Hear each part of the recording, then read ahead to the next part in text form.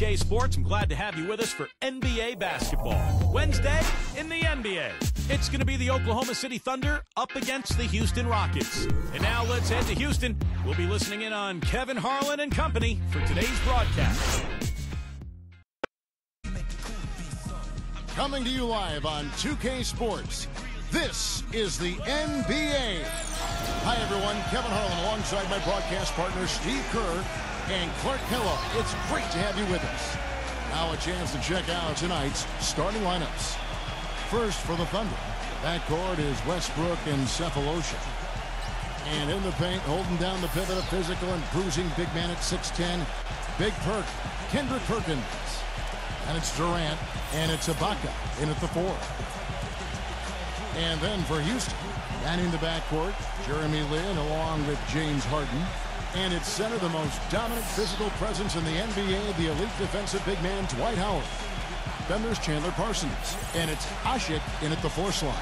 You know, when you get an influx of talent through the draft like the Rockets did prior to last season, the initial reaction is excitement, but then you think about, man, how are we going to get these guys ready to play NBA basketball? And the Rockets did a nice job by taking it easy and bringing them along slowly.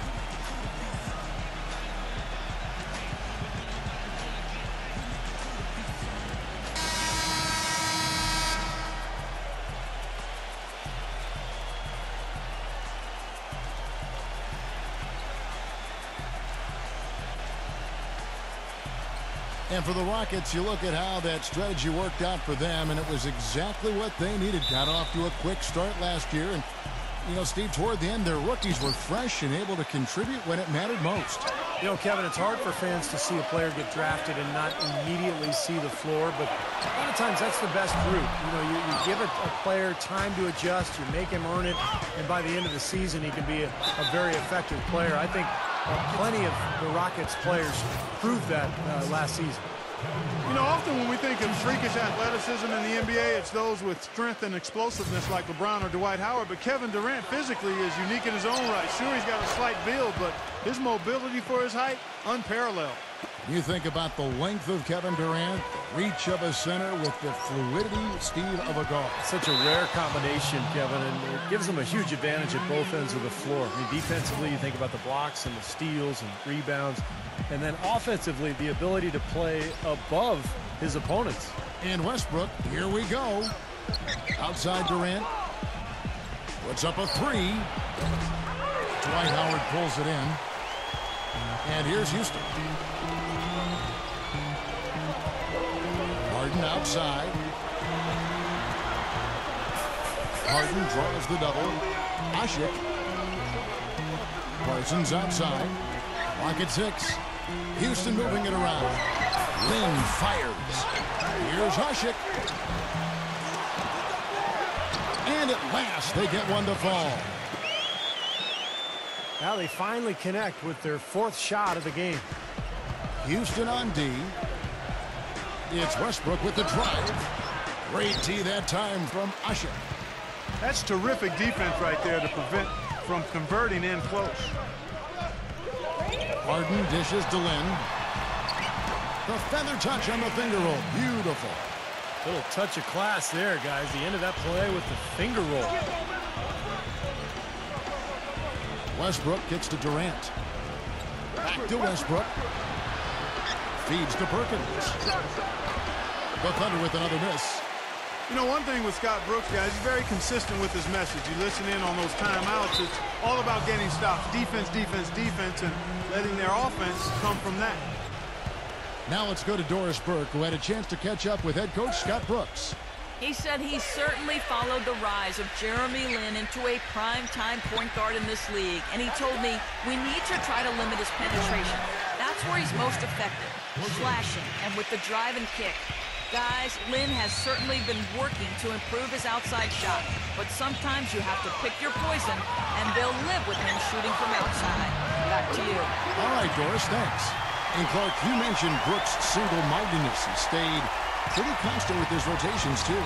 And there's no doubt players appreciate knowing their role, but, you know, a lot of critics have been surprised at how Brooks has stuck to his lineups some lineups that didn't seem to be all that effective. You know, his usual starting lineup with Cephalosha and Perkins on the floor hasn't been their best in terms of plus-minus, but Brooks very loyal to his starting group. Dishes it to Parsons. And he takes that one up and powers it through. Stupendous rush to the rim and a mighty slam on the end of it. But through the teeth of some pretty soft D. I can't help but say that. Well, let's see how that impacts things here, because those kinds of plays sometimes can be game changers on both sides. You know, with the recent success of Oklahoma City, you forget that in Kevin Durant's first season, they started out going 3-29. And I tell you what, you talk about their success, it's due to the resilience and perseverance and leadership of Kevin Durant and the rest of those guys. Perkins, the pass to Cephalosha. It's Durant on the wing. Stolen by Jeremy Lin.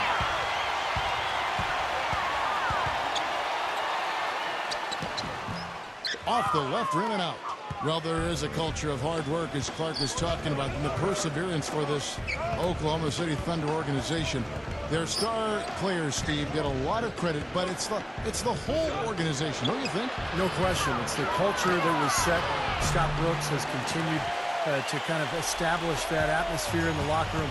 And they have players who just want to work and want to get better. And when you have a large group of people all with that same approach, you're going to be very successful. Howard dishes to Lin. Parsons pass to Harden. No good on the three. He certainly didn't take advantage of the poor defense, but they can't count on him to continue missing. No, that's for sure, because this guy's too good of a shooter to miss that look consistently. Now Harden after the missed three from Cephalosha. Harden kicks to Parsons. Another miss by Houston.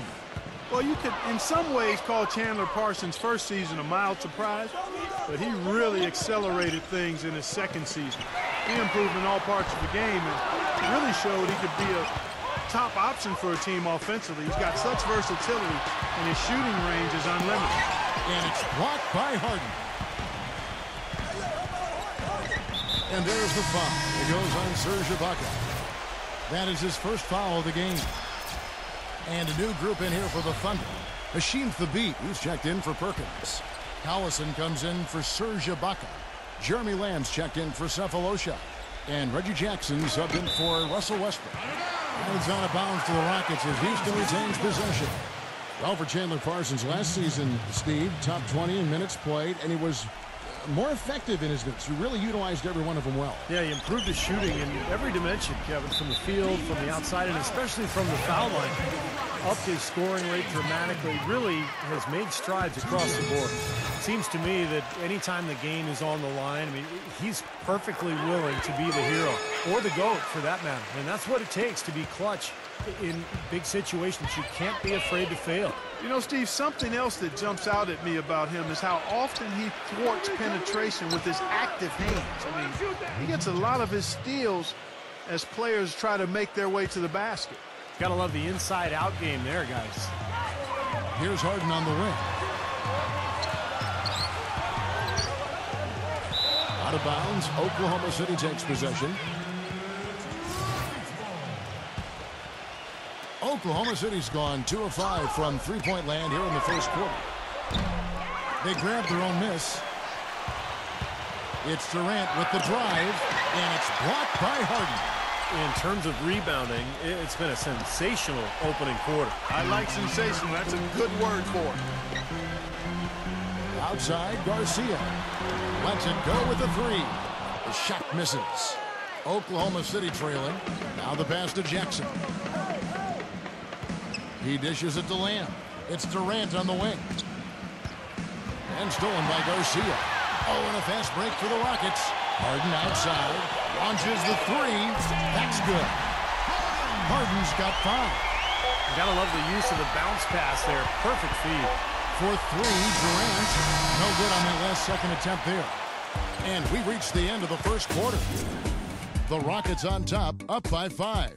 And we'll get the second quarter underway on the other side of this break.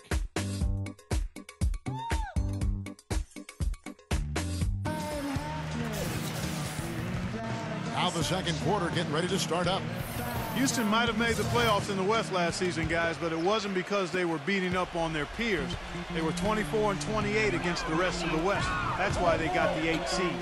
Okay, well, let's check in with Doris Burke reporting from our sideline in this game. Doris, take it away. Kevin, the Thunder are often seen as getting into one another during games in what looks like heated arguments. But that is the culture they want, as every player can hold each other accountable. Coach Scott Brooks describes it saying, "I'm with them every day. Did they have some competitive moments? Absolutely. But that's how we work here. We challenge each other. It gets chippy. You can't argue with the results, even if it looks like they are always at each other's throats, guys." I believe it. Those must make for some good battles, Doris. Thanks.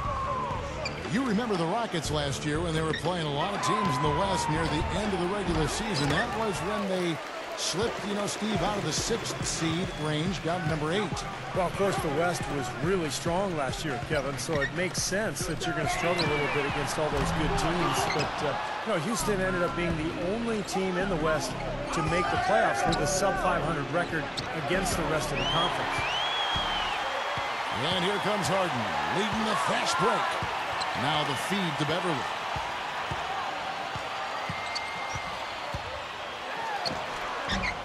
They get it back. Kicks it out to Harden. Moniunas. And the 3 ball is good. And the Rockets lead by 7. And look at how the hustle game has been going for the Rockets. Boy, their frenetic defense has really been impressive, putting a lot of pressure on ball handlers and turning them over.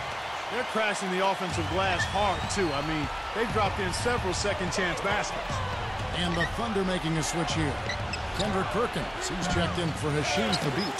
Baca comes in for Nick Collison. Thabo Sefolosha has checked in for Jeremy Lamb. And Russell Westbrook is subbed in for Reggie Jackson. Here's Smith. So he gets the whistle. Contact on the way up and 2 shots coming up. Nice work to get inside and draw the foul. Yeah, it's obvious. The defense not going to allow many easy layups. They're going to make you earn it from the line. You look over at how tough the West has been over the last decade or so, and you've never seen a team dominate that conference the way the Thunder did last year. They were on the roll. The record for the Thunder against the West, 39-13. Just numbers that you never really see for a team playing against what is always, Steve, a very tough Western Conference. Well, just to give you an idea of how good the Thunder were in the West last year, you'd have to go all the way back to the 08-09 season to find another club that had more than 39 wins against the West. That was the 09 Lakers, of course, who went on to win it all. And it's the Rockets with the ball. After the 3-pointer from Sefolosha. 3-pointer, that is good. Incredible. Only took them a few seconds to answer the 3-ball with one of their own. Let's keep this thing going, guys. I love seeing a 3-point battle like this. Perkins down low, defended by Moniunas. The tray. Rebound by Garcia. Hard work on the glass once again, fellas. They put a lot of effort into their rebound. Well, you get more rebounds, you get more possessions, more shots at the hoop, and oftentimes that decides the game. Now here is Sefolosha after the miss from Beverly. Sefolosha misses. I think the game plan needs to change here, guys, if they're going to get out of the hole, because he is not helping their offense.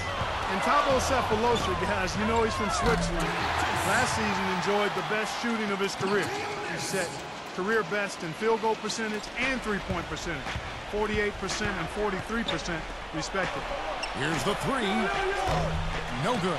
And the Rockets take it the other way. Things have kind of gone south for him here in the quarter. Ibaka comes with the double team. Moniunas with it. It's Ibaka picking him up. It's stolen by Ibaka. He feeds it to Durant. Fires the 3. That's good. Durant's got 11. And Clark, you mentioned Sefolosha, known as a wing defender, but it's encouraging, Steve, to see him shooting so well. Yeah, and he's become more aggressive offensively, too. He really is a 3-point shooter, kind of a spot-up guy. But, at times last year, we'd see him go down on the block and post up smaller guards.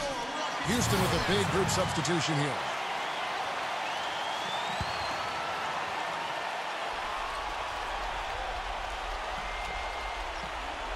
Westbrook against Lamb. Out of bounds, Rockets ball as Houston keeps possession.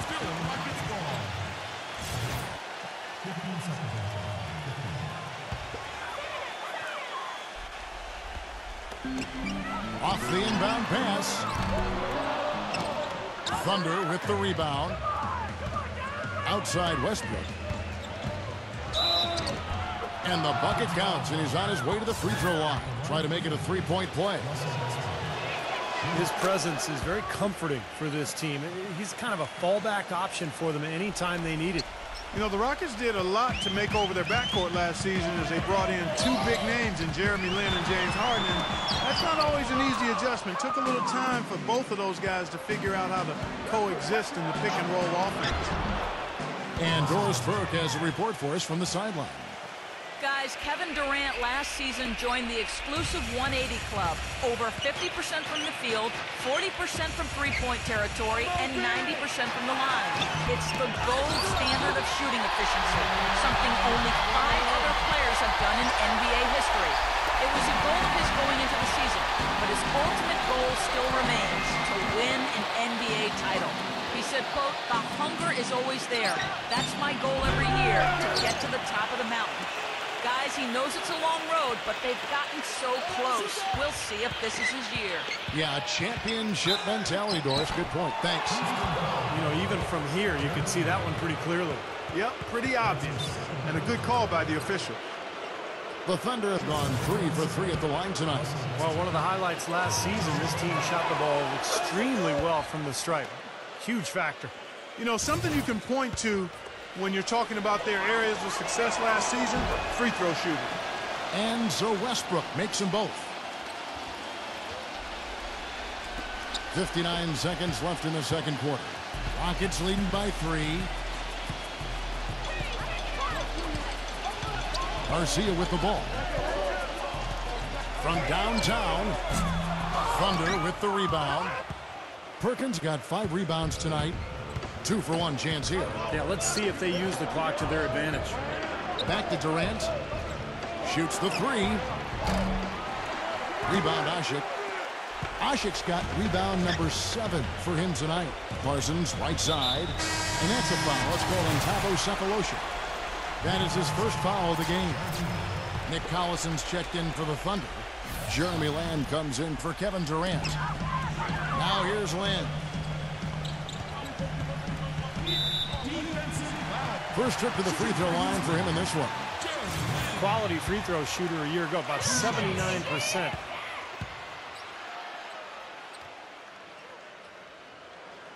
And the first one drops. And the Thunder making a change here. Durant's checked in.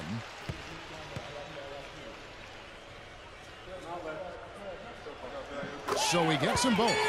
You know, they've changed their game here in the second. Getting a little bit more physical, playing with some toughness now. And, you know, this lead is going to grow if they can continue to get to the free throw line. And that comes off the assist by Russell Westbrook.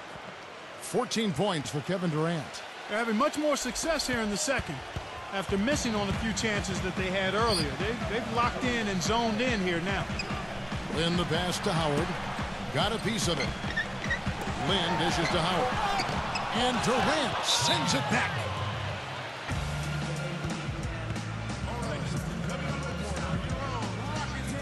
Time called here. The Thunder decide to talk it over. Well, he's watching his club miss a lot of shots that they normally make, and that has to be frustrating. So I think he's going to call this timeout just to try to see if they can be more aggressive, get them to the free throw line here. Sometimes that's the best solution for them, but ultimately I think they'll be able to shoot themselves out of this slump. But in the meantime, maybe getting to the free throw line will help.